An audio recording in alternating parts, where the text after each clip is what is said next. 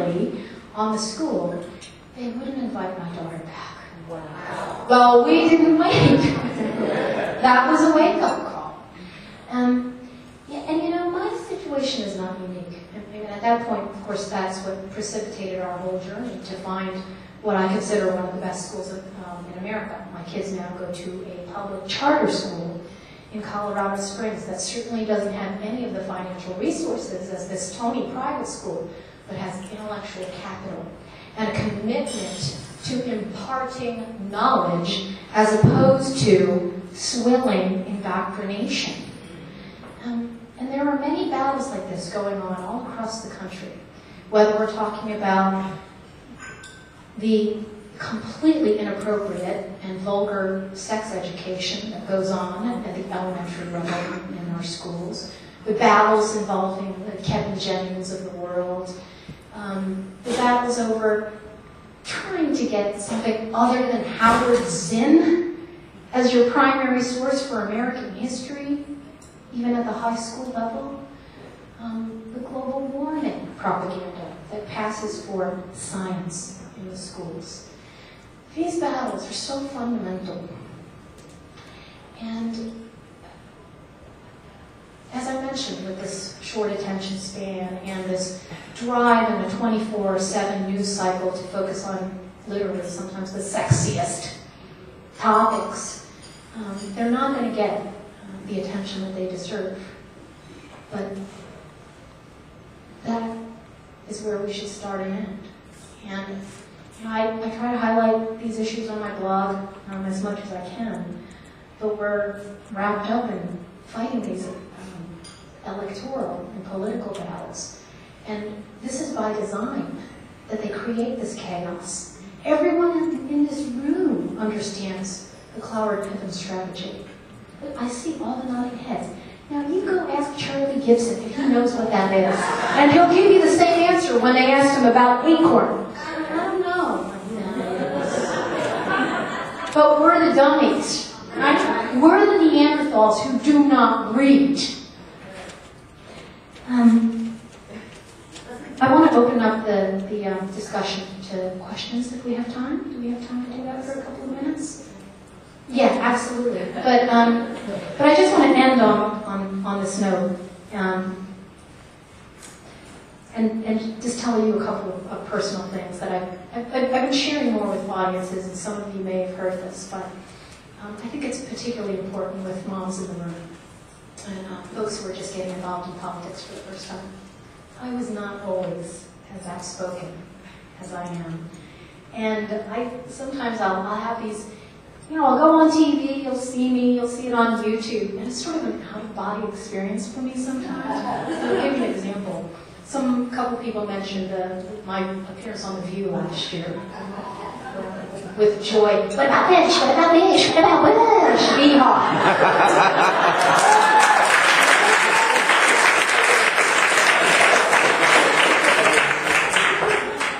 Sometimes I look back and I think about how shy and introverted I was as a child, and I'll think, how did I get here? And I have liberals to thank for this, of course, because it wasn't until I got to college and experienced firsthand the intolerance and the racism and the sexism of left that I began to open up my mouth. And it really wasn't until my back was against the wall and I was attacked that I finally started fighting back with my pen and my computer keyboard and my mouse.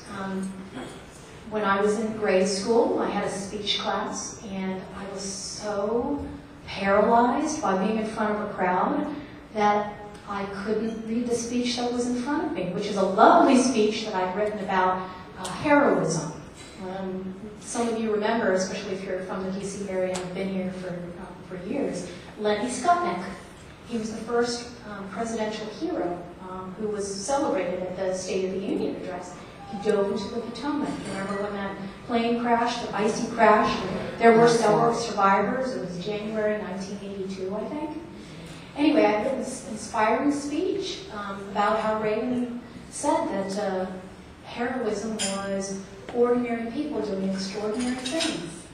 And I couldn't my speech because when the teacher asked me what my topic was, and I said, heroism, a kid had made fun of me because he thought I had said heroin. And so the whole class was laughing, and I ran out of the room in tears, and I failed the assignment. I know. But I had a tough as nails mom who wasn't going to even allow me to feel sorry for myself. And she said, it's your fault. You got to suck it up, show people what you know.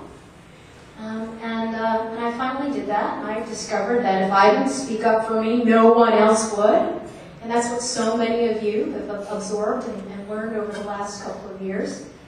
It's amazing to see the amount of civic engagement that we have seen. And yes, it took extreme adversity to get here, but that's what often it takes before people come out of their shells. And so I thank each and every one of you for being here today. And I know you share with me the passion and gratitude I have for being able to exercise our First Amendment rights in the greatest country on God's green earth.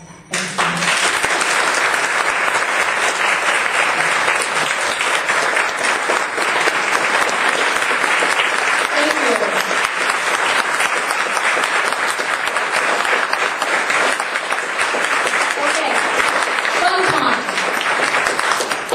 Claudia, you get the first question.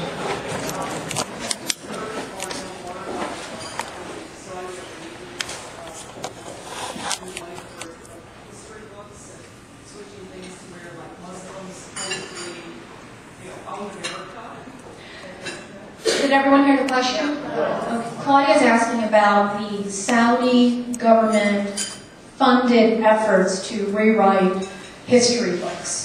And the Wahhabist influence is really one of the most insidious of encroachments into American life and into educational propaganda. And Tucker Carlson did a very good weekend special that focused on some of those channels and inroads. And I think Virginia is a hotbed of that, because there is a public school, I think it's a public school, that has been disseminating that propaganda, and also the California textbooks. And then most recently, this was back when I was traveling, but there was another story about biased textbooks that celebrated Islam over other religions. I think that was in New York City. There is a parents group, I'll have to Google it because I can't remember the exact name, that fights Sharia propaganda in the public textbooks in New York City, and they have branched out nationwide. And then the other group that I would suggest that people get involved in is led by Brigitte Gabriel, a real lioness. And she has a group called Act for America, which has chapters all across the country, and I know they monitor that same influence in the public schools. Michelle, two things. I was following your recent pieces on the land grab, because I'm out in Arizona, and I know what happened in California with the smelts, and now they're doing the smelt, and they shut the water off, and now they're doing the land grab in the West. Two things. Is there anything we can do, I don't know what, besides making phone calls, anything any of us in the West can do to stop this? And the other thing I just noticed today, did you know what the Democrats sticking the IRS on Americans for Prosperity? Yeah, I saw that today. Yep. Because they said they're getting involved in the elections and they don't like it. Yep. Mm-hmm. Can you address that too? Sure. On the first question, which is about the stealth land and ocean grabs of this administration, it really is an extension of some of the themes I talked about in culture of corruption. The deliberate circumvention of the legislative process, of the deliberative process through administrative fiat. We've seen it with immigration. All of these DHS memos that are suggesting illegal alien amnesty by executive order, essentially. And a lot of these have already been put into place, of course. Most recently, a DHS memo that gently